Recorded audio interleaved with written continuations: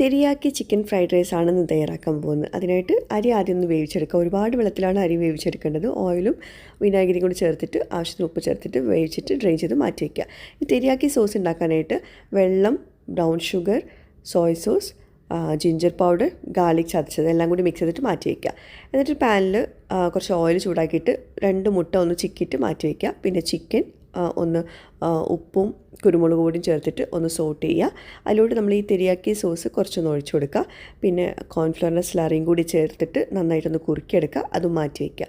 ഇനി നമ്മൾ സാധാരണ നമ്മൾ ഫ്രൈഡ് റൈസ് ഒക്കെ ഉണ്ടാക്കുന്ന പോലെ തന്നെ വെജിറ്റബിൾസൊക്കെ സോട്ട് ചെയ്യുക. സവോള, പച്ചമുളക്, ബീൻസ് 2 രീതിയിൽ കട്ട് ചെയ്തത്, ഉപ്പ്, ക്യാരറ്റ് ചോപ്പ് ചെയ്തത്, ഇതെല്ലാം കൂടി നന്നായിട്ട് സോട്ട് ചെയ്യുക. പിന്നെ തെരിയാക്കി സോസ് കുറച്ചുകൂടി ഒഴിച്ചു കൊടുത്തിട്ടുണ്ട്.